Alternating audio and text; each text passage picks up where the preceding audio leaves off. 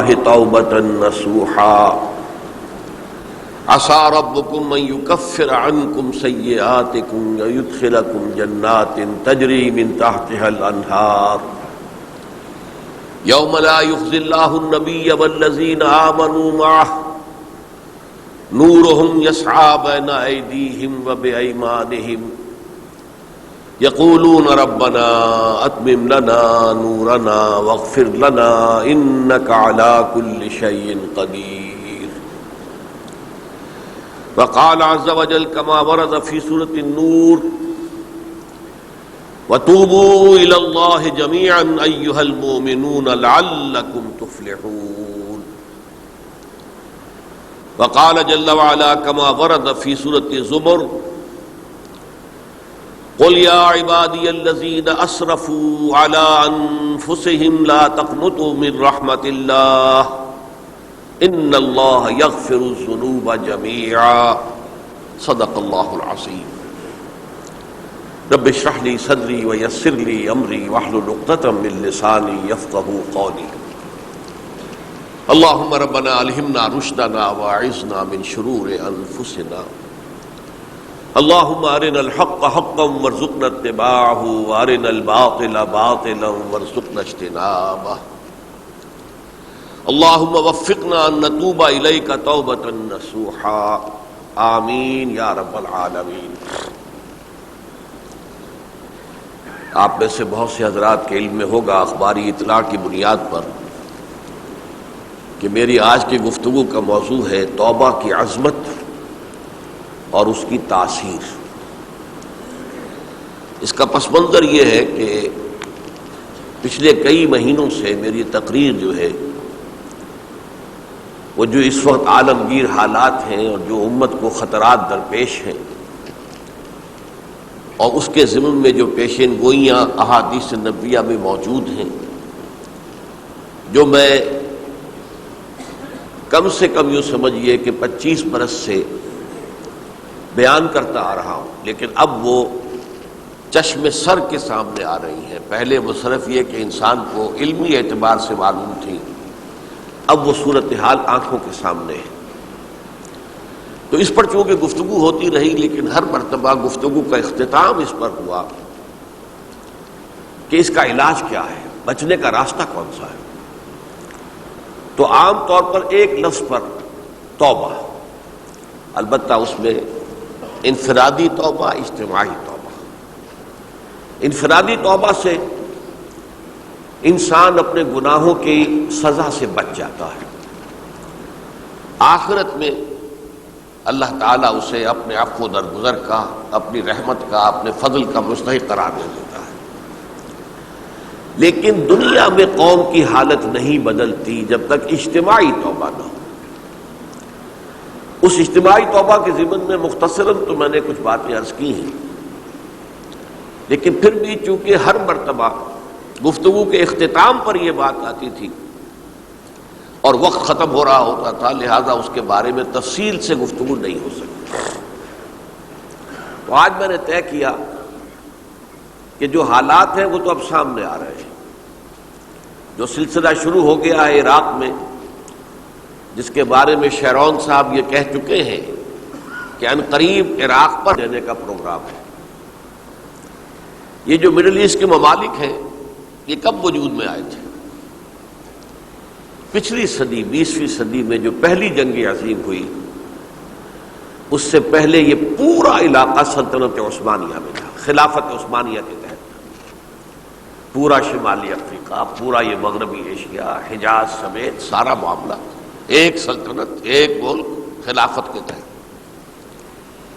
پہلی جنگ عظیم کے بعد پھر حصے بکھرے کیے انہوں نے، جیسے کہ مال غنیمت کو بیٹھ کر بعد میں تقسیم کیا جاتا ہے کہ اس عالم عرب کے جو ہیں اب ٹکڑے ٹکڑے کر دو اور انہیں باہم تقسیم کر دو. مصر، عراق یہ برطانیہ، شام، الجزائر یہ فرانس کا، لیبیا اطالویوں، آگے ہسپانویوں کا. یہ سارے ٹکڑے جو ہوئے تھے اور ملک بنے تھے، یہ تو اس وقت کی بندرباٹ تھی۔ اسی طرح اب کہا جا رہا ہے کہ اس جنگ کے بعد حقیقت میں مڈل ایسٹ کا نقشہ تبدیل کر دیا جائے گا۔ یہ صرف چینج آف ریجیم نہیں ہے، چینج آف ریجن ہے، علاقے کا۔ اور اس کو ہم اپنی اصطلاح میں جب کہیں گے تو گویا کہ ایک عظیم تر اسرائیل کے قیام کا منصوبہ ہے جس پر عمل کا آغاز ہو گیا، ورنہ اس جنگ کی کوئی وجہ سمجھ میں نہیں آتی۔ کوئی جرم ثابت نہیں ہوا صدام کا۔ پہلی خلیج کی جنگ میں تو اس کا جرم ثابت تھا، اس نے کویت پر حملہ کیا تھا۔ اس وقت تو کوئی جرم سرے سے ہے ہی نہیں۔ ان کے اپنے معائنہ انسپیکٹر جا کر بتاتے رہے کہ کچھ نہیں دیکھا ہم نے، وہاں کچھ نہیں پایا۔ اس حوالے سے سوچئے کہ کیا جواز، کوئی جواز پوری دنیا میں یہ بات تسلیم کی جاتی ہے کہ بلا جواز حملہ ہے، اور کس قدر شدت سے ہے، کتنی طاقت سے ہے، کتنی قوت سے ہے، کتنی فوجیں آئی ہیں، کتنے جو ہے خلیج کے اندر جہاز کھڑے ہوئے ہیں جن پر سے کہ ہوائی جہاز اڑتے ہیں، کتنے چھوٹے چھوٹے جہاز کھڑے ہوئے ہیں، کہاں کہاں سے حملے ہو رہے ہیں۔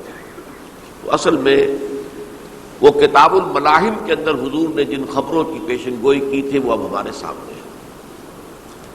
اسی طرح پاکستان کا معاملہ ہوتے ہوتے رفتہ رفتہ ہمارے گرد گھیرا تنگ ہو رہا ہے۔ ہم پر ایک الزام تو وہ کہتے ہیں کہ آپ چاہے لاکھ دفعہ قسم کھا لیں ہم نہیں مانیں گے، شمالی کوریا کو ایٹمی صلاحیت جو ہے وہ آپ نے فراہم کی، ہمارے پاس ثبوت ہے۔ اس کے بدلے میں ان سے میزائل ٹیکنالوجی آپ نے لی ہے، ہمارے پاس ثبوت ہے۔ اور آپ کشمیر میں کراس بارڈر انفلٹریشن اور ٹیررزم کو روک نہیں سکے، آپ نے نہیں روکا ہے۔ اور یہ جو ہے فنڈامنٹلسٹ جو ہیں آپ کے ملک میں سر اٹھا رہے ہیں، 2 صوبوں میں ان کی حکومتیں بن گئی ہیں، اس سے تو اندیشہ ہے کہ کہیں ایٹمی صلاحیت جو ہے آپ کی وہ ان کے ہاتھ میں نہ چلی جائے، پھر تو وہ القاعدہ اور ٹیررسٹ کے حوالے پہنچ جائے گی۔ لہذا حالات جو ہے بہت دگرگوں ہیں، اور یہی وجہ ہے کہ اس کا عکس ہمیں نظر آتا ہے بھارت کا جو طرز عمل ہے اس وقت، جس طرح تھریٹننگ انداز اس کا اس وقت ہے، اتنا اس سے پہلے کبھی نہیں تھا۔ وہ کہتے ہیں کہ جو اصول امریکہ نے اختیار کیا ہے کہ جس ملک سے مستقبل میں کوئی اندیشہ ہے اس پر پہلے سے حملہ کرنے کا حق حاصل ہے، یہ نہیں کہ اس کا کوئی جرم ثابت ہو، ہمیں اندیشہ ہے لہذا ہمیں حملہ کرنے کا حق حاصل ہے، تو اسی طرح پھر ہمیں بھی پاکستان کے اوپر حملہ کرنے کا حق حاصل ہے۔ بہرحال میں ان میں اب زیادہ وقت صرف نہیں کرنا چاہتا، یہ چیزیں تو اب رائٹنگ آن دی وال کی حیثیت سے ہماری نگاہوں کے سامنے ہیں۔ آج میں چاہتا ہوں کہ اس توبہ کے موضوع پر کچھ عرض کروں، اور اس میں بھی ایک خاص بات جس کی طرف کہ میرا ذہن حال ہی میں منتقل ہوا ہے، وہ آج اس میں یوں سمجھیے کہ اضافی طور پر آپ کے سامنے رکھوں گا۔ دیکھیے، توبہ کے بارے میں قرآن مجید میں بے شمار آیات ہیں، اور توبہ جو ہے ہماری دینی تعلیمات کا ایک اہم ستون ہے۔ میں نے ابھی صرف 3 مقامات سے آیات آپ کو سنائی ہے۔ یا ایھا الذین آمنوا توبوا الی اللہ توبۃ نصوحا، اہل ایمان اللہ کی جناب میں توبہ کرو خلوص کے ساتھ، اخلاص کے ساتھ، توبۃ النصوح، زبانی کلامی نہیں، توبہ کی تسبیح نہیں، بالفعل توبہ۔ عسیٰ ربکم ان یکفر عنکم سیئاتکم، امید ہے تمہارا رب تمہاری برائیوں کو تم سے دور کر دے گا۔ یہ توبہ کی تاثیر ہے۔ اگر آپ کے اخلاق اور کردار میں کوئی غلط شے شامل تھی، اللہ تعالیٰ آپ کے کردار کے دامن کو دھو دے گا، اور آپ کے اعمال نامے میں اگر دھبے لگے ہوئے تھے تو اللہ تعالیٰ ان دھبوں کو بھی دھو ڈالے گا۔ عسیٰ ربکم ان یکفر عنکم سیئاتکم ویدخلکم جنات تجری من تحتہا الانہار، اور تمہیں داخل کرے گا ان باغات میں جن کے دامن میں ندیاں بہتی ہوں گی۔ یوم لا یخزی اللہ النبی والذین آمنوا معہ، وہ دن جس دن اللہ تعالیٰ اپنے نبی کو رسوا نہیں کرے گا، معاذ اللہ ثم معاذ اللہ، اور نبی کے ساتھ ہی ان کو بھی کہ جو ان کے ساتھ ایمان لائے۔ نورہم یسعی بین ایدیہم و بایمانہم، ان کا نور ان کے سامنے طرف اور داہنی طرف دوڑتا ہوا ہوگا۔ نور ایمان قلب سے پھوٹ رہا ہوگا اور وہ سامنے روشنی ڈالے گا، اور نور اعمال صالحہ داہنے ہاتھ کی طرف سے کیونکہ عمل کرتے ہیں نیک ہم، تو وہاں سے نور ظاہر ہوگا جو دنیا میں اعمال کی شکل میں کمایا گیا تھا۔ اور اس وقت یہ اہل ایمان کہتے ہوں گے یقولون ربنا اتمم لنا نورنا واغفر لنا، اے اللہ ہمارے نور کو کامل فرما دے۔ اس کا پس منظر یہ ہے کہ ظاہر بات ہے کہ ایمان کے درجات بھی بے شمار ہیں۔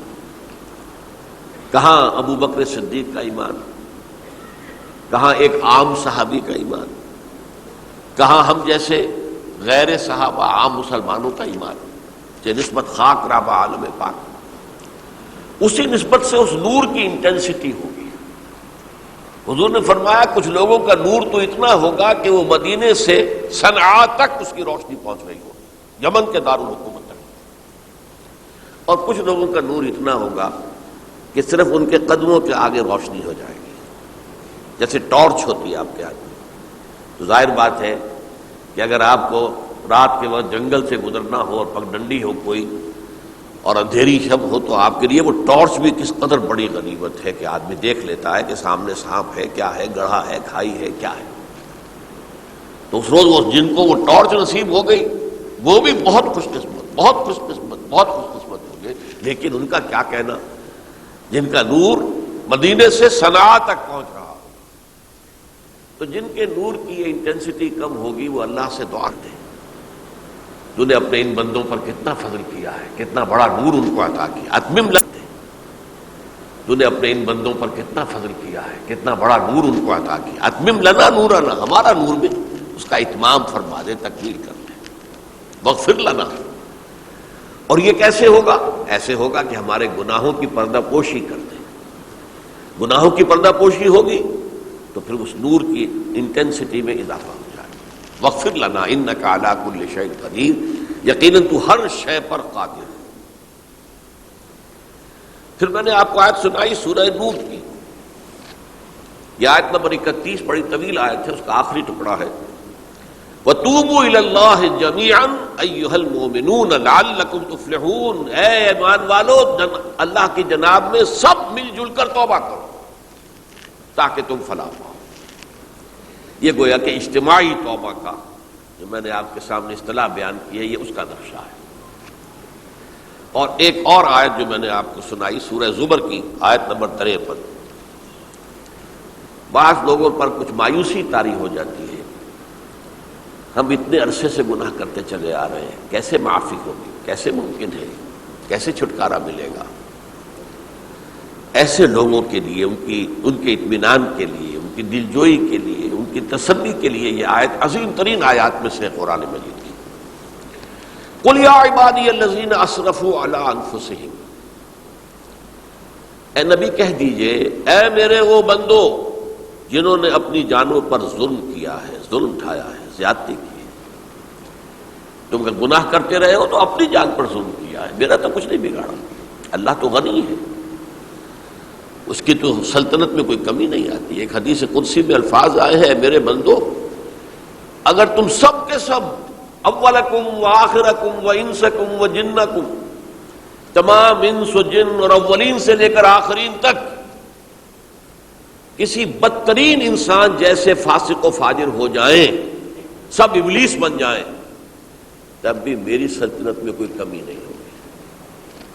اور اگر تم سب کے سب اولین و آخرین اور انس اور جن سب مل کر جو متقی ترین انسان ہو سکتا ہے ویسے بن جاؤ، ابو بکر صدیق بن جاؤ، تب بھی میری سلطنت میں کوئی اضافہ نہیں ہوگا۔ تو اللہ تعالیٰ کا تو کچھ بگڑتا نہیں ہے، انسان گناہ کرتا ہے تو اپنا نقصان کرتا ہے۔ قل یا عبادی الذین اسرفوا علی انفسہم، کہہ دیجئے اے نبی اے میرے وہ بندو جنہوں نے اپنی جانوں پر ظلم کیا ہے، ستم کیا ہے، ظلم ڈھایا ہے، لا تقنطوا من رحمت اللہ۔ میں آج بعض حدیثیں اس موضوع پر آپ کو سناؤں گا، عجیب چشم کشا حدیثیں ہیں۔ میں نے چونکہ اس موضوع پر گفتگو کرنی تھی تو میں نے کچھ اس مرتبہ احادیث کا تفحص کیا، تو واقعہ یہ ہے کہ بعض احادیث پڑھ کر خود میری جو ہے میرے علم میں اضافہ ہوا، ادھر میری توجہ آج تک نہیں گئی تھی۔ لا تقنطوا من رحمت اللہ، اللہ کی رحمت سے مایوس مت ہو. ان اللہ یغفر الذنوب جميعا، اللہ تعالیٰ تمام کے تمام گناہ معاف کر دے. اللہ تعالیٰ کی قدرت ہے، اللہ کا اختیار ہے، اللہ کا فیصلہ ہے، لہذا مایوس نہ ہو، اصلاح کرو. احادیث تو میں بعد میں آپ کو سناؤں گا، اس سے پہلے اس کا فلسفہ سمجھ لیجئے اصل میں کیا ہے. دیکھیے، ایک ہے طبیعی اعمال، فزیکل. ان کا ہم دنیا میں اصول یہ دیکھتے ہیں کہ اس کے نتائج لازمی ہوتے ہیں اور ان سے چھٹکارا نہیں مل سکتا. آپ نے سنکھیا کھایا ہے تو مریں گے. چائے کھانے کے بعد آپ نے خودکشی کا ارادہ کیا، سنکھیا کھا لیا، اب چاہے آپ پر ندامت ہو، پشیمانی ہو، پریشانی ہو، توبہ کرے، آپ کو بچنے کا کوئی سوال نہیں، مرنا ہی مرنا. اتنا یہ کہ اللہ تعالیٰ جو ہے اپنی معجزانہ کسی قدرت سے اس عمل کا جو طبعی نتیجہ ہے اس کو نکلنے سے روک دے. آگ کی فطرت ہے کہ وہ جلاتی ہے، اللہ کے حکم کے تحت حضرت ابراہیم کو اس نے نہیں جلایا. یا نار کونی بردن وسلاما علی ابراہیم. لیکن یہ ہمیشہ نہیں ہوتا، یہ تو ایک دفعہ ہو گیا بس. اللہ جب چاہے اب بھی کر سکتا ہے، لیکن یہ روز روز نہیں ہوتا. روز روز جو بھی فزیکل لاز ہیں وہ چل رہے ہیں. اگر وہ نہ چلے تو کوئی سائنس پاسبل ہی نہ ہو، کوئی ٹیکنالوجی ممکن ہی نہ ہو. یہ تو ان فزیکل کیمیکل لاز جو ہیں ان کا دوام ہے کہ جس کی وجہ سے یہ ساری سائنس اور ٹیکنالوجی اب کہاں سے کہاں پہنچ رہی ہے کہ عروج آدم خاکی سے انجم سہمے جاتے ہیں کہ یہ ٹوٹا ہوا تارا کہیں مہی کا عامل نہ بن جائے. تو یہ توبہ جو ہے فزیکل اعمال میں مفید نہیں ہے. چاہے آپ پر یہ احساس میں کیا کر بیٹھا، کیا میں نے کیا، کیوں میں نے کھا لیا یہ سب کیا، تو اب اثر کرے گا. یہ ایک بہت بڑا قانون ہے، بہت بڑا قانون. ایسا نہیں ہے کہ کسی گناہ سے انسان کی فطرت میں کوئی ایسی مستقل کجی واقع ہو جائے کہ جس کی اصلاح کی کوئی صورت ہی نہ ہو. یہ نہیں ہے. بڑے سے بڑے گناہ، بڑے سے بڑے گناہ توبہ کرو، خلوص سے دل سے کرو. جو اس کے اصول ہیں، جو اس کے قواعد ہیں، جو اس کے ضوابط ہیں، جو اس کی شرائط ہیں، ان کو پورا کرو. تو بڑے سے بڑے اعمال، برے سے برے اعمال، میں حدیثیں آج آپ کو سناؤں گا، حیران کروں. کیونکہ عام طور پر یہی ہوتا ہے کہ مواعظ میں چونکہ لوگوں کو اصلاح کی ترغیب دلانی ہوتی ہے تو وہ جو انذار کا پہلو ہے اسے زیادہ نمایاں کیا جاتا ہے. اللہ کی طرف سے شدید ذو انتقام، اللہ انتقام دینے والا ہے، اللہ سزا دینے والا ہے. لیکن یہ دوسرا پہلو جو ہے وہ بھی اپنی جگہ پر بہت اہمیت کا حامل ہے کہ طبیعی اعمال کے نتائج اور عواقب اور اخلاقی اعمال کے نتائج و عواقب یہ ایک جیسے نہیں ہیں. اب اس معاملے میں تاریخ مذاہب عالم میں جو بہت بڑی غلطی ہوئی، تورات میں حضرت آدم اور حوا علیہ السلام سے جو غلطی اور خطا ہو گئی تھی، آپ اندازہ کیجئے کیا مقام اللہ نے عطا کیا تھا. سارے فرشتوں کو ان کے سامنے سجدہ کروا دیا تھا اور ایک ہی حکم تو دیا تھا نا کہ اس درخت کے قریب نہ جانا. اور تو ابھی کوئی شریعت نہیں تھی، کوئی لمبے چوڑے احکام نہیں تھے.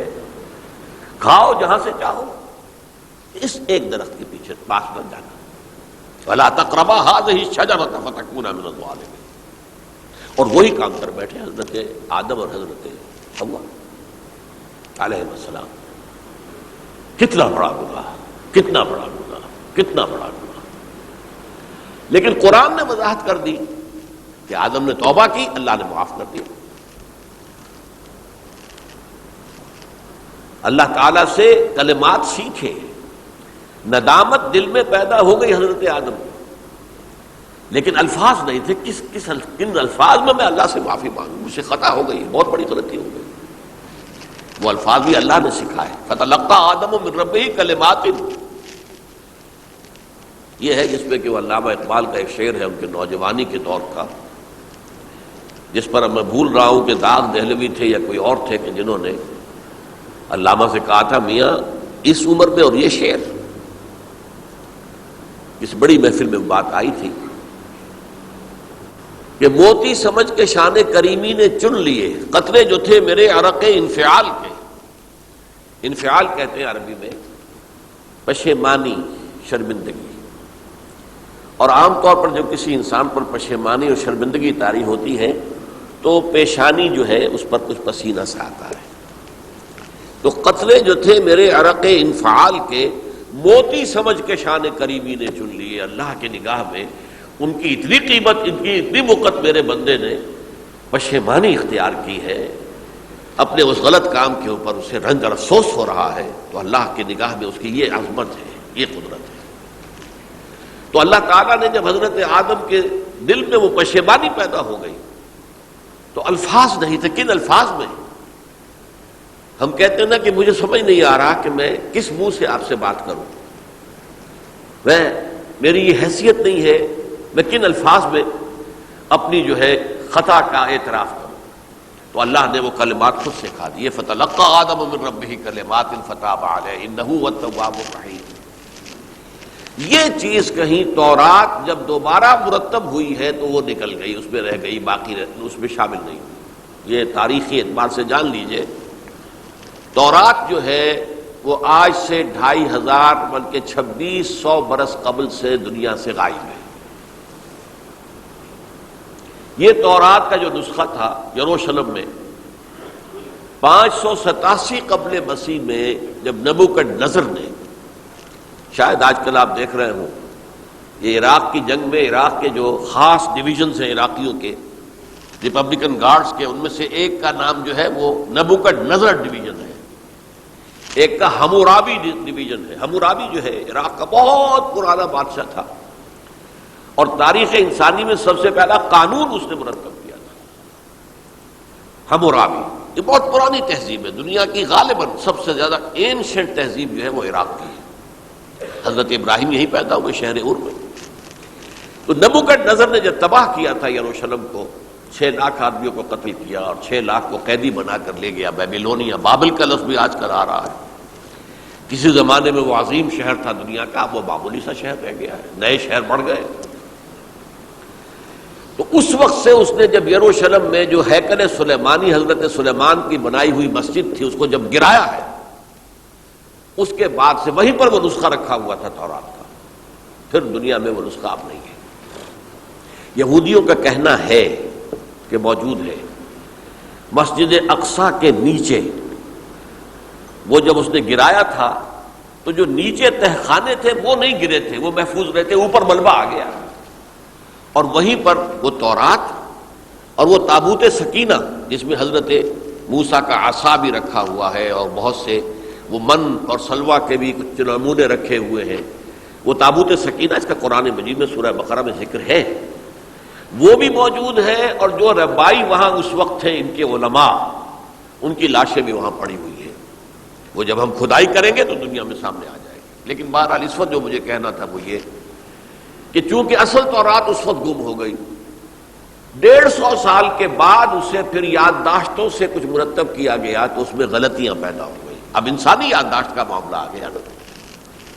انہی میں سے ایک بڑی غلطی یہ ہوئی، اومیشن یہ ہوئی کہ حضرت آدم نے جو توبہ کی اور اللہ نے قبول فرما لیا، اس کا ذکر اس میں نہیں. اس سے نتیجہ عیسائیوں نے کیا اختیار کیا کہ وہ اوریجنل سن کہتے ہیں اسے، وہ جو ابتدائی گناہ تھا عظیم جو ہمارے جد امجد آدم سے سرزد ہوا تھا، اس گناہ کا اثر جو بھی بچہ نسل آدم میں پیدا ہوتا ہے وہ لے کر آتا ہے. یہ زمین و آسمان کا فرق ہے. اسلام کے نزدیک ہر بچہ جو پیدا ہوتا ہے وہ معصوم ہے بلکہ مسلم ہے. کل مولود یولد علی الفطرہ، جو بھی بچہ پیدا ہوتا ہے وہ فطرت اسلام پر پیدا ہوتا ہے. فَأَبَوَاهُ يُهَوِّدَانِهِ أَوْ يُمَجِّسَانِهِ. اب اس کا علاج انہوں نے پھر کیا تجویز کیا، یہ ہے کہ ایک آسریا بھی ربط دیوار کا. اب اللہ نے جب دیکھا اب تو ہر بندہ جو ہے عادل کبیہ گناہ گاروں کی طرف سے کہ ان کے گناہ کا کفارہ ہو جائے گا جو عیسیٰ کو مان لے. یہ عقیدہ ہے عیسائیت کا. جڑ کیا ہے کہ گناہ ہو گیا تو گناہ کا اثر تو رہے گا. قرآن یہ کہتا نہیں، اللہ دھو دیتا ہے. تمہاری سیرت و کردار کے اوپر بھی جو داغ ہیں دھل جائیں گے، اور تمہارے نامہ اعمال میں جو دھبے ہیں وہ بھی دھل جائیں گے۔ توبہ کرو، توبوا الی اللہ توبۃ نصوحا، کرو وہ توبہ کے جو بالکل خلوص دل کے ساتھ ہو۔ اب میں ذرا آپ کو کچھ احادیث سنانا چاہتا ہوں۔ ایک طرح کا یہ تبشیر کا پہلو ہے آج ہماری گفتگو میں کہ جو نمایاں ہوگا۔ یہ بعض احادیث تو چھوٹی چھوٹی ہے اور یہ بہت مرتبہ میری گفتگو میں آ چکی ہیں، صرف اس وقت حوالہ دے کر گزر جاؤں گا۔ یہ ترمذی اور ابن ماجہ میں حضرت انس ابن مالک رضی اللہ تعالی عنہ سے روایت ہے، حضور نے فرمایا کل بنی آدم خطاؤون وخیر الخطائین التوابون، تمام بنی آدم خطا کار ہیں، خطا کار بھی نہیں، بہت خطا کار ہیں، بہت خطا کار ہیں، لیکن ان خطا کاروں میں بہتر لوگ وہ ہیں کہ جو خوب توبہ کرتے ہیں۔ غلطی ہو گئی توبہ کر لو۔ اور ایک اور حدیث میں آپ کو بتاؤں گا کہ یہ نہیں ہے کہ پھر کبھی وہ غلطی نہ ہو، اس وقت آپ یہ لگا لیں اپنے اوپر یہ کام میں نے نہیں کرنا، اور ایک دفعہ وہ کام چھوڑ دیں تو توبہ ہو گئی۔ پھر اگر کچھ عرصے کے بعد پھر کہیں آپ جذبات کی رو میں بہہ گئے، پھر کہیں کوئی برے اثرات جو ہے وہ پڑے، پھر غلطی، کوئی بات نہیں، پھر توبہ کرو، پھر ہو گیا پھر توبہ کرو۔ تواب اسی لیے کہا بار بار بار بار بار بار توبہ کرنے والے۔ تو کل بنی آدم خطاؤون وخیر الخطائین التوابون۔ دوسری حدیث یہ بھی ابن ماجہ اور بہقی میں ہے، حضرت عبداللہ ابن مسعود رضی اللہ تعالی عنہ، التائب من الذنب کمن لا ذنب له، گناہ سے توبہ۔ ایک حدیث تو پڑھ کر میں بھی چونکا، مایوسی یہ ابلیسیت ہے، نوٹ کر لیجئے اس کو۔ مایوسی ابلیسیت کا عکس ہے۔ مبلس کہتے کسے؟ جو مایوس ہو گیا۔ ابلیس سب سے بڑھ کر مایوس جو ہے وہ ابلیس ہے، اسے معلوم میرا چھٹکارا تو نہیں ہے، لہذا میں جتنوں کو اپنے ساتھ لے کر جہنم میں جھونک دوں یہی میری کمائی ہے، میں نے تو بچنا نہیں۔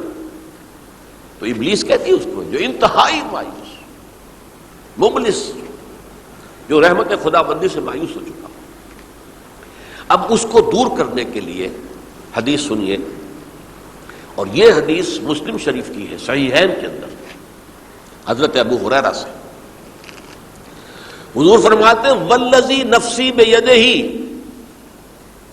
قسم ہے اس ذات کی جس کے ہاتھ میں میری جان ہے، لو لم تذنبوا، اگر تم لوگ گناہ نہ کرتے، لذهب اللہ بکم، تو اللہ تعالیٰ تمہیں لے جاتا کہیں اور، ولجاء بقوم یذنبون، اور پھر کسی ایسی مخلوق کو پیدا کرتا ہے جو گناہ کرتے، فیستغفروا اللہ، اور پھر وہ اللہ سے استغفار کرتے اور توبہ کرتے، فیغفر لہم، اور اللہ تعالیٰ انہیں معاف کر دیتا۔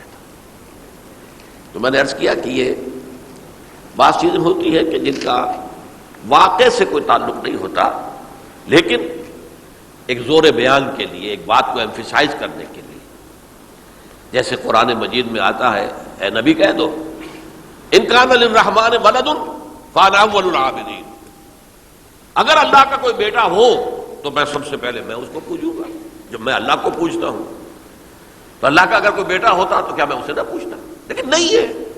اب یہ نہیں ہے، نفی کے لیے زور دیا کہ اگر اللہ کا کوئی بیٹا ہوتا، لو کان للرحمن ولد فانا اول العابدین۔ اسی طرح یہ ہے کہ اگر انسان گناہ نہ کرتے اور گناہ کے بعد توبہ کر کے اللہ تعالیٰ کی شان غفاری کا ظہور نہ ہوتا، یہ بھی ایک عجیب فلسفے کی بات ہے، اللہ نے یہ کائنات کیوں پیدا کی؟ قرآن مجید میں اس کو براہ راست ایڈریس نہیں کیا گیا، اس مسئلے کو میرے علم کی حد تک۔ ہو سکتا ہے کہیں بہت خفی انداز میں ہو اور ابھی تک میری نگاہ سے بھی جو ہے وہ چھپا رہ گیا، ہو سکتا ہے قرآن مجید کے غامض نکات ایسے ہو سکتے ہیں۔ کوئی شخص، میں تو کہتا ہوں کہ اگر کوئی شخص کہتا ہے، میرے بارے میں ایک عالم دین نے کہہ دیا تھا کہ اسے قرآن پر بڑا عبور حاصل ہے، تو میں نے انہیں پیغام پہنچایا، جن صاحب نے مجھے ان کا یہ جملہ سنایا تھا کہ آپ نے قرآن کی توہین کی ہے، قرآن پر عبور کسی انسان کو نہیں ہو سکتا۔ عبور کا مفہوم کیا ہے؟ دریا کے دو کنارے ہیں، آپ اس کنارے سے اس کنارے چلے گئے تو آپ نے عبور کیا دریا۔ قرآن کے کنارے ہیں ہی نہیں، لا پیدا کنار۔ لہذا یہ کہہ دینا کسی کے بارے میں کہ قرآن مجید، اب انہوں نے تو ایک طرح سے میری تعریف کی تھی، میرے ایک ساتھی سے جملہ کہا تھا، ان کے وہ عزیز تھے، تو گویا کہ وہ جو میری تنظیم میں تھے ان کو خوش کرنے کے لیے کہہ دیا ہو یا جو بھی ہو، ان کے دلی جذبات ہو سکتا ہے کہ میں نے کہا انہیں یہ میرا پیغام پہنچا دیجیے، آپ نے قرآن کی توہین کی ہے۔ قرآن پر عبور کسے ہو سکتا ہے؟ نہ معلوم کتنے مقامات ہیں کہ جہاں امام راضی بھی کھڑے ہوئے ایسے نظر آتے ہیں دہشت زدہ، اعلم ان ھذا المقام مقام غامض مہیب عمیق، ہوشیار کے رہ بردم تیغست قدم رہا، ہوشیار ہو جاؤ، یہ بڑا خطرناک مقام ہے، بہت مشکل مقام ہے، اس کے تہ تک پہنچنا کسی کے لیے ممکن نہیں ہے۔ سورہ حدید کی آیت هو الاول والآخر والظاہر والباطن پر یہ الفاظ ہیں جو امام راضی نے لکھے۔ تو اس لیے میں آپ سے عرض کر رہا ہوں کہ یہ کہنے کا انداز ہے، والذی نفسی بیدہ لو لم تذنبوا، اس ہستی کی قسم جس کے ہاتھ میں میری جان ہے، اگر تم گناہ نہ کرتے، تو میں عرض کر رہا تھا تو اللہ کی شان غفاری کیسے ظاہر ہوتی؟ اللہ نے کائنات کیوں پیدا کی؟ کنت کنزا مخفیا فاحببت ان اعرف فخلقت الخلق۔ محدثین کرام اگرچہ اس حدیث کی سند کو پختہ نہیں مانتے، لیکن اکثر مفسرین نے اس کو تسلیم کیا ہے۔ علامہ آلوسی نے تسلیم کیا کہ میں ایک چھپے ہوئے خزانے کے مانند تھا۔ اب خزانہ کہیں پڑا ہے، اس کا کیا حاصل کیا ہے؟ وہ تو کہیں کھلے، کسی کے پاس جائے، کوئی اسے فائدہ اٹھائے تب تو کوئی فائدہ ہوا نا۔ تو کنت کنزا مخفیا، میرے اندر طاقت تھی، قوت تھی، خلاقی تھی، میری شان ساری میرے اندر ہی اندر تھی نا۔ کنت کنزا مخفیا فاحببت ان اعرف، تو میں نے یہ چاہا کہ مجھے پہچانا جائے۔ فخلقت الخلق، تو میں نے خلق کی تخلیق کی ہے، اب مجھے پہچانو اس کائنات کے ذریعے سے، یہ میری تخلیق ہے، آؤ دیکھو۔ ایک مصور اپنی تصویروں کی نمائش لگا، دیکھو میرے شاہکار، آؤ دیکھو، یہ میرے فن کے کمال کے نمونے، آؤ دیکھو۔ تو یہ ہے سب، دیکھو زمین آسمان، ان فی خلق السماوات والارض واختلاف اللیل والنہار والفلک التی تجری فی البحر بما ینفع الناس وما انزل اللہ من السماء من ماء فاحیا بہ الارض من بعد موتها۔ یہ ساری آیات ہیں، غور کرو۔ اور اسی لیے انسان کو پیدا کیا جس میں یہ فیکلٹی آف اپریسیشن، اللہ کے حسن و جمال و کمال کو پہچاننے کی صلاحیت ہے۔ ورنہ ظاہر بات ہے کہ یہ جمادات کیا پہچانیں گے اللہ کو، یہ پہاڑ کیا پہچانے گا اللہ کو؟ اللہ کو پہچاننے کی صلاحیت انسان میں ہے۔ تو یہ چونکہ ایک فلسفہ ہے باقاعدہ کہ اللہ نے تعالیٰ، اسی سے میں کہہ رہا ہوں اگر گناہ نہ ہوتا اور پھر توبہ نہ ہوتی اور میں اس کو معاف نہ کرتا تو میری شان غفاری کا ظہور کیسے ہوتا؟ میری شان ہے نا، غفار بھی ہوں، ستار بھی ہوں، اس کا ظہور کیسے ہوتا؟ تو والذی نفسی بیدہ لو لم تذنبوا لذهب اللہ بکم ولجاء بقوم یذنبون فیستغفر اللہ فیغفر لهم۔ اگر تم لوگ گناہ نہ کرتے تو اللہ تمہیں ختم کر کے کوئی اور ایسی مخلوق پیدا کرتا کہ جو گناہ کرے اور پھر وہ توبہ کرے اور اللہ اسے معاف کرے۔ اسی سے ملتی جلتی ایک حدیث ہے، یہ امام احمد اور امام بہقی لائے ہیں اور اس کے راوی حضرت علی ہے رضی اللہ تعالی عنہ۔ ان اللہ یحب العبد المؤمن المفتن التواب، اللہ تعالیٰ کو بہت محبت ہے، یحب۔ اب دیکھیے ایک طرف وہ آیات ذہن میں لائیے، اللہ تعالیٰ کن سے محبت کرتا ہے؟ واللہ یحب المحسنین، یا وہ لوگ ان اللہ یحب الذین یقاتلون فی سبیلہ صفا کانہم بنیان مرصوص، اللہ محبت کرتا ہے اپنے ان بندوں سے جو اس کی راہ میں جنگ کرتے ہیں صفے باندھ کر، گویا سیسا پلائی ہوئی دیوار ہے۔ یہ ہے مثبت کام، نیک کام، محسنین، اللہ کی راہ میں قتال کرنے والے۔ یہاں اس کے برعکس کہا جا رہا ہے ان اللہ یحب، اللہ تعالی محبت کرتا ہے اپنے اس بندے سے، العبد المومن، جو مومن ہو۔ اس کی ایک اور بڑی پیاری حدیث آئے گی، المفتن التواب، جو بہت فتنوں میں مبتلا ہو جاتا ہو اور پھر بہت توبہ کرتا ہو، مفتن التواب، لیکن ساتھ ہی پلٹتا ہو، رجوع کرتا ہو، پھر اللہ کے حضور میں حاضر ہوتا ہو، پھر معافی مانگتا ہو۔ اللہ تعالیٰ کو اپنا ایسا بندہ بہت پسند ہے۔ اب میں کچھ اور حدیثیں آپ کو سنا رہا ہوں۔ توبہ کا دروازہ دو اعتبارات سے کہا گیا ہے کہ ایک وقت آنے پر بند ہو جاتا ہے۔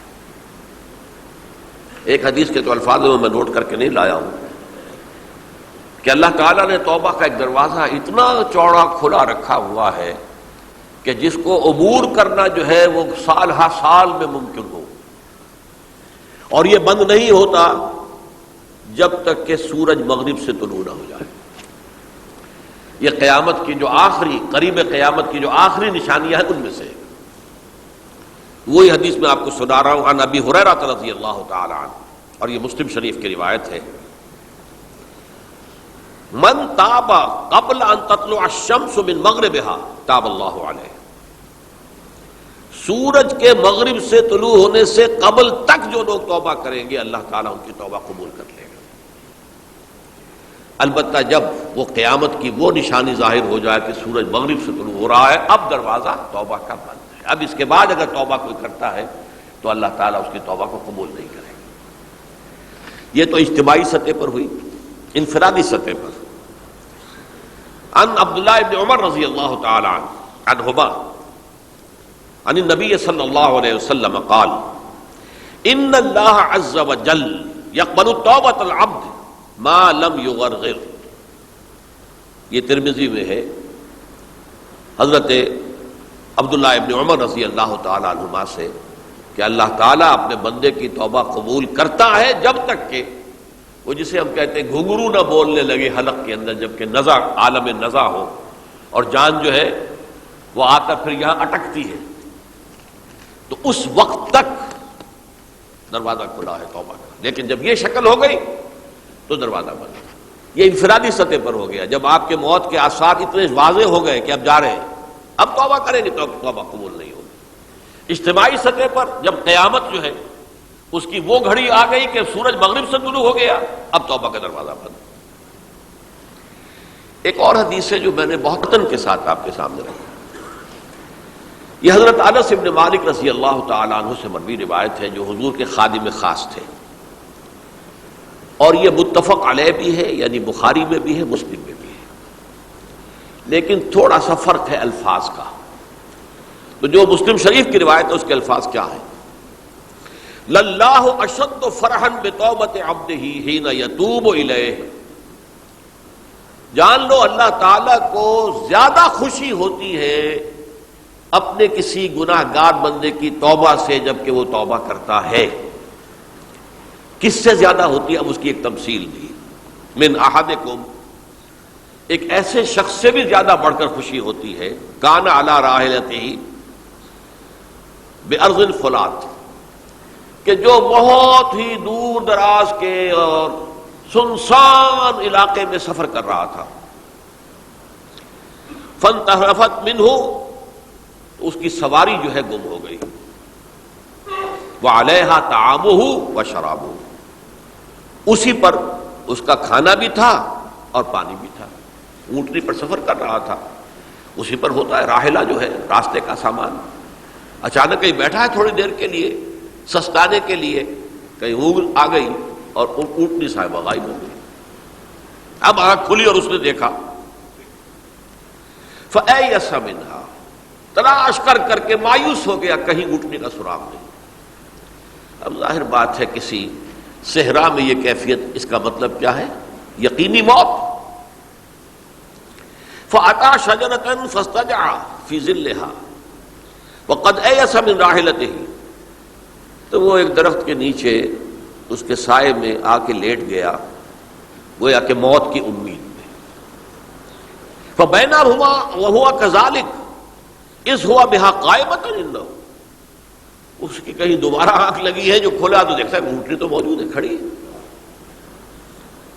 تو وہ فوراً اس کی وہ جو رسی ہے وہ پکڑتا ہے، فاخذ بختامها ثم قال من شدت الفرق. اب جو اسے مسرت ہوئی اس کا آپ اندازہ کر سکتے ہیں. ایک یقینی موت کا معاملہ آ چکا تھا اور اچانک اللہ تعالیٰ نے وہ کھوئی ہوئی اونٹنی جو ہے وہ واپس دلا دی. تو وہ کہنا تو یہ چاہتا تھا اللہ تو میرا رب ہے، میں تیرا بندہ ہوں، لیکن جسے ہم کہتے ہیں کہ خوشی کی انتہا فرط مسرت میں ایسی زبان لڑکھڑائی، اس نے کہا اللہم انت عبدی وانا ربک، اے اللہ تو میرا بندہ ہے، میں تیرا رب ہوں. یہ کہہ بیٹھا. تو یہ کیا ہے؟ فرط مسرت جسے آپ کہیں، خوشی کی انتہا کہ جس میں انسان جو ہے اتنی بڑی خطا کر بیٹھتا ہے. اللہ کو اپنے کسی گناہ گار بندے کی توبہ سے اس سے بھی زیادہ خوشی ہوتی. اب ظاہر بات ہے کہ تماثیل کس لیے ہے؟ بعض لطائف، بعض حقائق اتنے لطیف ہوتے ہیں کہ ان کو بیان نہیں کیا جا سکتا بتمام و کمال، تو مثالوں کا سہارا لیتے ہیں. اللہ کو کتنی خوشی ہوتی کیا سمجھیں گے ہم؟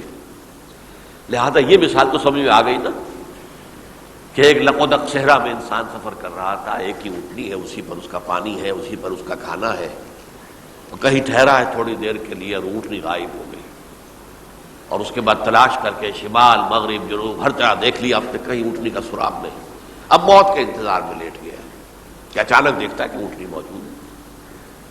تو وہ اس شدت فرح میں یہ کہہ بیٹھتا ہے اللہم انت رب انت عبدی وانا ربک انا للہ و انا الیہ راجعون.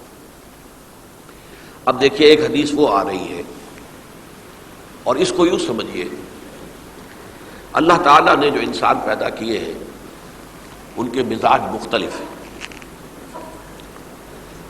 ان میں کچھ لوگ ہوتے ہیں جو قوی ہوتے ہیں ارادے کے، جو فیصلہ کر لیا ڈٹ گئے.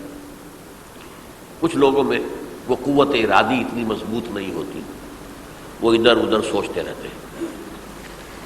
کچھ لوگ جسمانی طور پر بہت توانا ہوتے ہیں، کچھ لوگ جسمانی طور پر پیدائشی طور پر کمزور ہوتے ہیں. تو اگر کوئی قوت ارادی کمزور رکھنے والا شخص ہے، وہ بھی تو اللہ کی تخلیق ہے، اللہ کا بندہ ہے، خطاؤں کا ظہور ہو جاتا ہے، توبہ کرتا ہے، پھر کچھ عرصے کے بعد پھر خطا کا ظہور ہو جاتا ہے، پھر توبہ کرتا ہے. تو ہم تو یہ سمجھیں گے کہ ایک حد کے بعد پھر اس کی توبہ قبول نہیں ہونی چاہیے. لیکن حدیث سنیے. وعن ابی ہریرہ رضی اللہ تعالی عنہ قال قال رسول اللہ صلی اللہ علیہ وسلم ان عبدا اذنب ذنبا، یقیناً ایک بندہ جو ہے وہ ایک گناہ کرتا ہے، فقال، پھر وہ کہتا ہے رب، اے میرے پروردگار، اذنبت فاغفر لی، مجھ سے گناہ ہو گیا ہے، مجھے معاف فرما دے. فقال ربہ، تو پروردگار یہ کہتا ہے اعلم عبدی ان لہ ربا یغفر الذنب ویاخذ بہ، میرا یہ بندہ یہ جانتا ہے کہ اس کا ایک رب ہے جو گناہ معاف بھی کر سکتا ہے اور سزا دے بھی سکتا ہے. کیا معنی ہوئے؟ گناہ اس نے کیا ہے لیکن جانتا ہے اللہ کو کہ وہ معاف بھی فرما سکتا ہے، تبھی تو وہ اللہ سے معافی کی درخواست کر رہا ہے. اس کے اس جاننے کی بنیاد پر، اس کے اس علم کی بنیاد پر، اس کے اس ایمان کی بنیاد پر فرمایا غفرت لعبدی، میں نے اپنے بندے کو معاف کر دیا. ثم مکث ما شاء اللہ، پھر وقت گزرا جتنا کہ اللہ نے چاہا.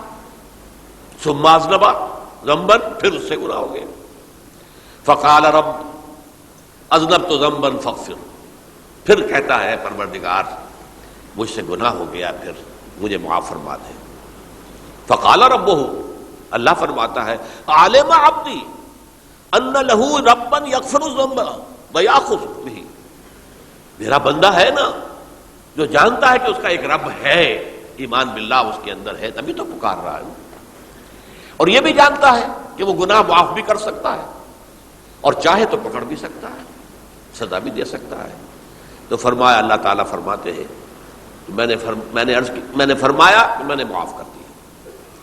ثم مکث ما شاء اللہ، پھر ایک عرصہ گزرا اس کے بعد ثم اذنب ذنبا، پھر اس نے گناہ کیا. قال رب اذنبت ذنبا آخر، اس نے کہا پروردگار میں نے تو پھر ایک اور گناہ کر دیا، فاغفر لی، مجھے بخش دے. فقال اعلم عبدی ان له ربا یغفر الذنوب ویأخذ به، میرا بندہ جانتا ہے نا کہ اس کا ایک رب ہے جسے وہ پکار رہا ہے، کہ اور وہ جانتا ہے کہ اسے اختیار حاصل ہے کہ چاہے تو بخش دے اور چاہے تو پکڑ لے. اس کے اس علم، اس ایمان کی بنیاد پر میں نے اسے معاف کر دیا.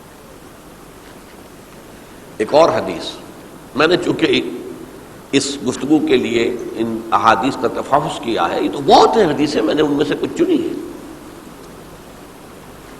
ہمارے بعض واعظ ناصح وہ بھی کسی شخص کو روکتے رہے، برائیوں سے روکتے رہے، نہیں رکتا تو کہیں غصے میں آ کے اللہ تجھے کبھی معاف نہیں کرے گا. یہ کتنا بڑا جرم ہے، اس کا اندازہ کیجئے اس حدیث سے. تو میرے بندے کو میری رحمت سے مایوس کر رہے ہیں، کتنا بڑا جرم ہے اس کا اندازہ کیجئے. یہ مسلم شریف کی روایت ہے عن جندب، حضرت جندب رضی اللہ تعالی عنہ سے، ان رسول اللہ صلی اللہ علیہ وسلم حدث، کہ اللہ کے رسول صلی اللہ علیہ وسلم نے ایک واقعہ بیان کیا. ان رجلا قال، کہ ایک شخص نے یہ کہا، واللہ لا یغفر اللہ لفلان، کہ خدا کی قسم اللہ تعالیٰ فلاں شخص کو کبھی معاف نہیں کرے گا. وَأَنَّ اللَّهَ تَعَالَى قَالَ، اس پر اللہ تعالیٰ نے یہ فرمایا، مَنْ ذَا الَّذِي يَتَعَالَّىٰ عَلَيَّ، یہ کون ہے جو میرے اوپر حکومت کرنے والا آ گیا، جو میری طرف سے حکم لگا رہا کہ میں کبھی معاف نہیں کروں گا. مَنْ ذَا الَّذِي، کون ہے وہ شخص، الَّذِي يَتَعَالَّىٰ عَلَيَّ اَنِّي لَا أَغْفِرُ لِفُلَانٍ، کہ میں فلاں شخص کو کبھی معاف نہیں کروں گا. قد غفرت لفلان، اس کو تو میں نے معاف کر دیا. وَأَحْبَطْتُ عَمَلَهُ، اس شخص کے تمام اعمال میں نے ضائع کر دیے کہ تم نے میرے بندے کو مایوس کیا. یہ ہے جرم کی انتہا.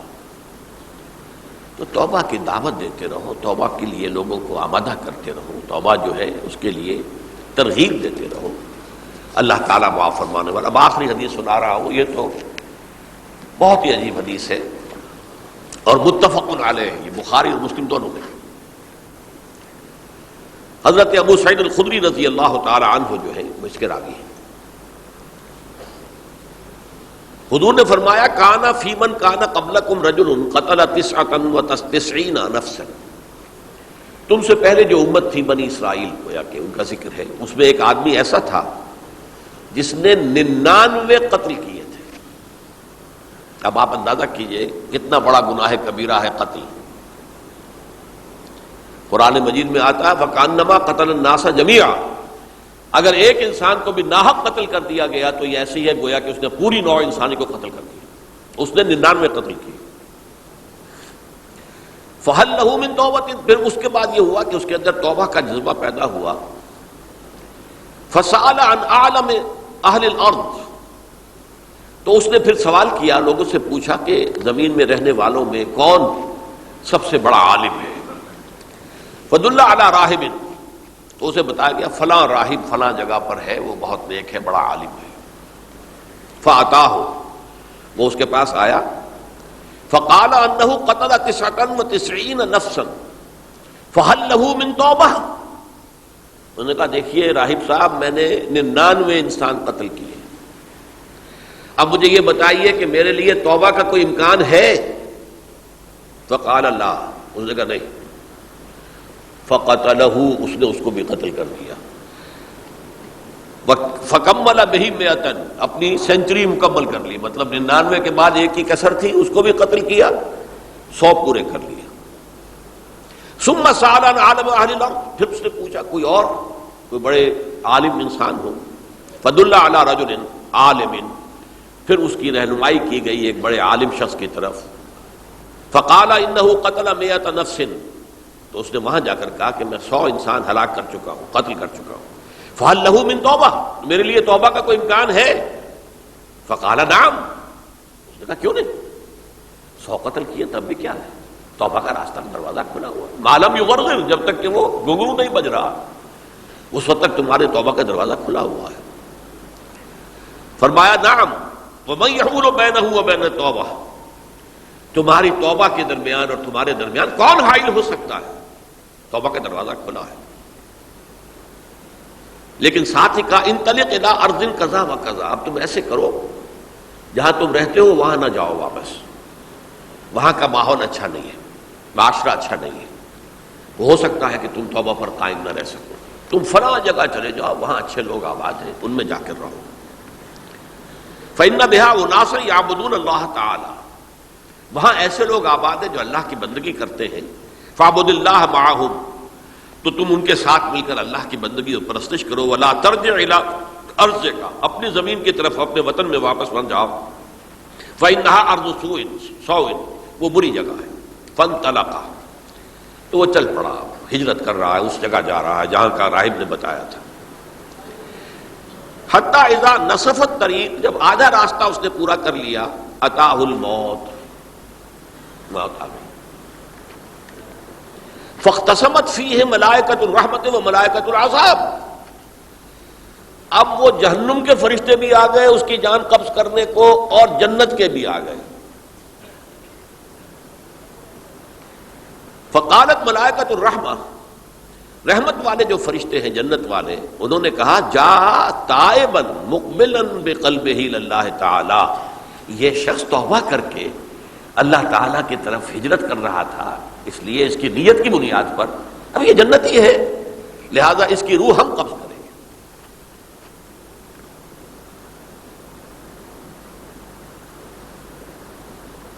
وقالت الملائکۃ العذاب، اور وہ جو عذاب والے فرشتے ہیں وہ کہیں گے انہ لم یعمل خیرا قط، اس نے توبہ کے بعد کوئی نیک عمل تو کیا ہی نہیں، تو کس بنیاد پر اس کو تم جنت میں لے جاؤ گے؟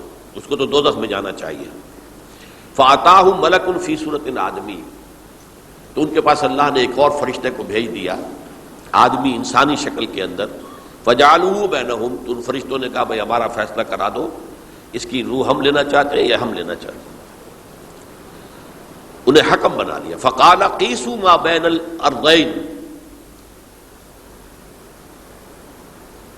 فإلی ایتہما کان اقرب، کہ تم فاصلہ ناپ لو جہاں سے وہ چلا ہے اور جہاں جا رہا تھا اور یہاں اس کی موت ہو رہی ہے، تو کون سا فاصلہ زیادہ ہے؟ جب ناپا گیا، بلکہ ایک حدیث میں آتا ہے کہ اس پر اللہ نے زمین کو جو ہے حکم دے دیا، ایک طرف والی زمین تو سکڑ جا، دوسری والی جو ہے تو پھیل جا، تاکہ وہ جو جدھر جو جا رہا تھا وہ زیادہ قریب ہو جائے بنسبت اس کے کہ جہاں سے وہ چلا تھا۔ تو اس فیصلے پر پھر جو فرشتے تھے جو کہ رحمت کے فرشتے تھے وہ اس بندے کو لے گئے جنت کے اندر۔ یہ ہے توبہ کی عظمت اور اس کی تاثیر۔ اب آئیے اجتماعی توبہ کا طریقہ کار جو میں نے بہرحال بیان کیا ہے۔ پہلے افراد توبہ کریں اور صحیح توبہ کریں۔ صحیح توبہ کیا ہے؟ ہماری زندگیوں میں کوئی حرام شے ہے فوراً نکال باہر کریں، ہماری معاشرت میں اور اس معاشرے میں رہتے ہوئے جو قانون ہے جس کے ہم پابند ہیں۔ ہم کسی زانی کو رجم نہیں کر سکتے، ناممکن ہے، یہ تو قانون ہی بنے گا تب ہوگا نا۔ ہم کسی چور کا ہاتھ نہیں کاٹ سکتے، تو قانون بنے گا تو ہوگا۔ تو ہم جن چیزوں پر عمل نہیں کر سکتے قانوناً، ان کے علاوہ باقی پوری شریعت جس پر عمل کیا جا سکتا اس پر عمل پیرا ہو۔ بینکوں کو آگ لگا دیں گے تب بھی سود تو ختم نہیں ہوگا، لیکن یہ تو کر سکتا ہوں نا کہ براہ راست سود میں ملوث نہ ہوں، سود پر قرضہ لے کر اپنا کاروبار نہ چمکاؤں نہ بڑھاؤں، سود پر قرضہ لے کر اپنے مکان نہ اونچا کروں، یہ تو کر سکتا ہوں۔ تو کم سے کم جو ڈائریکٹ کسی نے قانون نہیں بنایا کہ لازم ہے آپ پر کہ آپ سودی قرضہ لیں اور اپنی بلڈنگ عالی شان بنا لیں، کسی نے نہیں کیا۔ یہ اگر کر رہے ہیں تو آپ مجرم ہیں۔ آپ کے معاشرے میں کوئی قانون نہیں بنا کہ پردہ ختم، برقع حرام، مصر یہ ترکی میں تو کر دیا گیا تھا برقع حرام،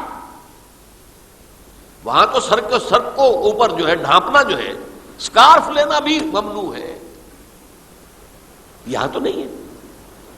پھر یہاں جنہوں نے چھوڑا ہے مجرم خود ہے۔ یہاں تو اللہ کا شکر ہے کوئی ایسا مصطفیٰ کمال پیدا آج تک نہیں ہوا ہے کہ جس نے ان چیزوں کا حکم دیا. ہاں ترغیب ہے ذرائع ابلاغ کے ذریعے سے، فحاشی ہے، اریانی ہے، لیکن چوز آپ خود کرتے ہیں، فیصلے کا اختیار آپ کا اپنا ہے. تو جن چیزوں کے اندر بھی گناہ سے بچنے کا امکان ہے اس کو عملاً ترک کیا جائے. اور نمبر 2، عزم مصمم کر لیا جائے کہ اللہ اب بقیہ زندگی جتنی بھی ہے اس میں اپنی توانائیاں، اپنی قوتیں، اپنی صلاحیتیں صرف کروں گا تیرے دین کی تبلیغ اور تیرے دین کے قائم کرنے کی جد و جہد. عزم مصمم. یہ لوگ اگر 14 کروڑ میں 14 لاکھ بھی ہو جائیں، بہرحال 2-4 کی توبہ کرنے سے ملک کی قسمت نہیں بدلتی. معتدل تعداد کے اندر جو ہے یہ لوگ اگر ایسے ہو جائیں اور پھر یہ کہ وہ مل کر اگر زور لگائیں تو واقعتاً اس ملک کے اندر شریعت اسلامی کا نفاذ ہو سکتا ہے، اللہ کا نظام قائم کیا جا سکتا ہے. یہ ملک بنایا اسی لیے گیا تھا. تو یہ توبہ کا جو ہے اجتماعی توبہ کا یہ پوری تفصیل تو میں بارہا بیان کر چکا ہوں. آج جو میں نے کہا تھا کہ ایک بات کی طرف میرا ذہن حالیہ منتقل ہوا ہے، اس سے پہلے نہیں ہوا. یہ توبہ کرنے والے لوگ جب تک 14 لاکھ نہیں ہیں، 1400 ہی ہوں، لیکن یہ اگر دعا کریں گے اللہ تعالیٰ کے خلوص کے ساتھ تو ان کی دعا قبول ہوگی. دعا بہت بڑی شے ہے. الدعاء مخ العبادہ.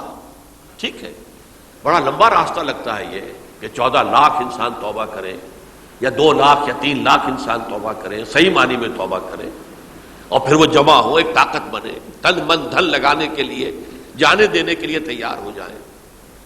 تو لگتا ہے یہ کہ کافی لمبا ہے کہ دراز و دور دیدم رہو رسم پارسائی.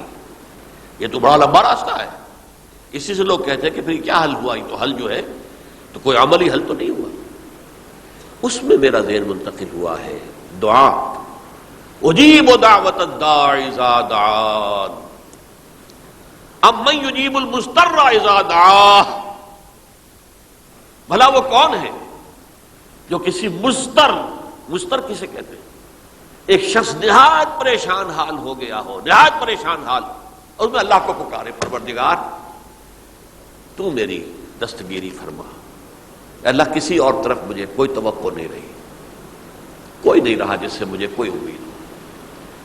یہ مضطر اضطرار کی حالت میں آ کر جب بالکل بے چین ہو کر اللہ کو پکارتا ہے تو اللہ اس کی دعا قبول کرتا ہے. اور دعا کی حد یہاں تک بھی آتے ہیں الفاظ کہ لا یرد البلاء قضاء الا بالدعاء. تقدیر الہی کو بھی اسی لیے 2 حصوں میں تقسیم کیا گیا. تقدیر مبرم، ایک تو اللہ کا وہ فیصلہ ہے جو ٹل نہیں سکتا کسی صورت میں.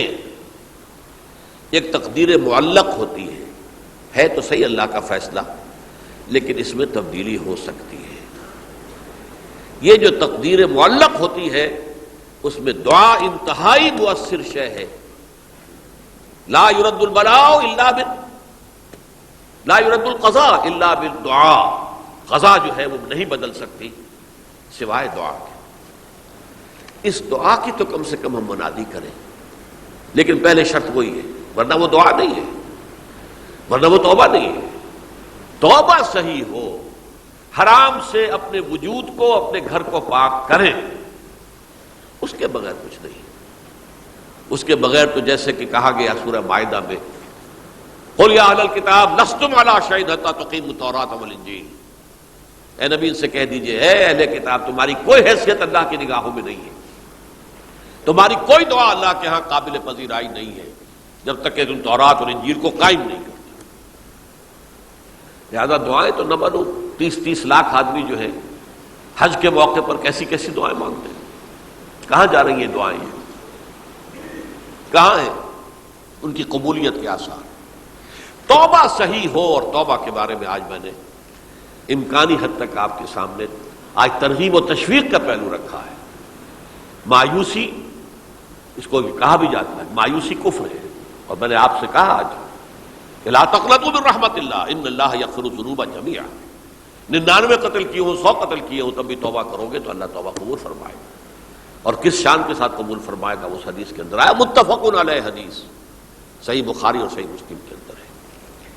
تو اگر ہم اس توبہ کی منادی کریں نمبر 1، اور جو لوگ توبہ کریں صحیح معنی میں، ایک طرف تو وہ جد و جہد شروع کر دیں اللہ کے دین کے قائم کرنے کی جد و جہد، اس میں پیچھے نہ رہیں، لیکن اس اثناء میں جو دعائیں وہ کریں گے، اللہ تو نے یہ ملک ہمیں عطا کیا تھا، ہم نے اپنے زور بازو سے اسے نہیں حاصل کیا، یہ سلطنت خدا داد پاکستان ہے، اور اے اللہ اے خاص ہے خاصان رسول وقت دعا ہے، امت میں تیری آ کے جب وقت پڑا ہے. میں اپنے احساسات جو ہیں آپ کے سامنے الفاظ میں بیان نہیں کر سکتا. یہ جب یروشلم کی تباہی ہوئی تھی جس کا میں نے ذکر کیا ہے، 6 لاکھ انسان قتل ہوئے تھے، اور 6 لاکھ کو نبوکدنضر جو تھا وہ ہانک کر بھیڑوں بکریوں کی طرح بیبیلونیا لے گیا تھا. اس سے پہلے کتنے ہی نبی اہل کتاب کے وہ کہتے رہے تھے کہ ہوش کرو، توبہ کر لو. بلکہ ایک جگہ کے الفاظ یہ ہیں، درخت کی جڑ پر کلہاڑا رکھا جا چکا ہے، اب بھی ہوش میں آ جاؤ. ہوش میں نہیں آئے. دنیا پرستی، جو بھی ان کے نفس پرستی جو بھی ان کے اوپر مسلط ہو چکی تھی، اس نے انہیں توبہ نہیں کرنے دی، تباہی و بربادی ہو گئی. آج ہماری نگاہوں کے سامنے عراق کے ساتھ کیا ہو رہا ہے، بغیر اس کے کہ کوئی جرم ہو سکا، بغیر اس کے. ہم تو بڑے بڑے جرم کر چکے ہیں ان کی نگاہ میں. نان پرولیفریشن ٹریٹی جو ہے اس کے خلاف ہمارا عمل جا رہا ہے پوری دنیا کے اندر. ان کا کہ ہم اس کو ایٹمی صلاحیت کو نہیں پھیلنے دیں گے. وہ ایک خاص وقت میں افغانستان میں انہیں ہماری ضرورت تھی، اپنے اصل دشمن USSR اپنے مقابل کی طاقت کو ختم کرنے کے لیے. اس وقت انہوں نے اپنا منہ جو ہے پھیر لیا تھا، نہیں دیکھا تھا، اور ہمارے ہاں اللہ کی یہ رحمت آ گئی کہ ایٹمک صلاحیت بھی حاصل ہو گئی. اور پوری دنیا میں شاہ عبداللہ نے کہا تھا، پرنس عبداللہ نے، کہ یہ آپ کا نہیں ہے، یہ جو نواز شریف صاحب سے جب اس کا ہم نے دھماکہ کیا ہے، یہ بم آپ کا نہیں ہے، یہ پوری امت مسلمہ کا بم ہے. کیسے یہ برداشت کر سکتے ہیں یہودی اور یہودیوں کے اعلی کار عیسائی، خاص طور پر پروٹیسٹنٹس، ویسپ، وائٹ اینگلو سیکسن پروٹیسٹنٹس. تو سمجھ لیجئے کہ پاکستان کی جڑوں پر بھی تیشہ رکھا جا چکا. یہ میرے احساسات کی اس سے کم میں تعبیر ہو نہیں سکتی، لیکن اب بھی امکان ہے، اب بھی امکان ہے، اب بھی امکان ہے. توبہ کرو، توبہ کراؤ، مل جل کر طاقت بنو، کوشش کرو کہ یہاں اسلام کا نظام آ جائے. اور اس اثناء میں بھی دعا کرو اللہ تعالیٰ سے کہ اللہ ہمیں مہلت عطا فرما دے، ہمیں کچھ اور مہلت عطا فرما دے، اے اللہ ہمیں کچھ اور مہلت عطا فرما دے. بارک اللہ لی ولکم فی القرآن العظیم ونفعنی وإیاکم بالآیات والذکر الحکیم.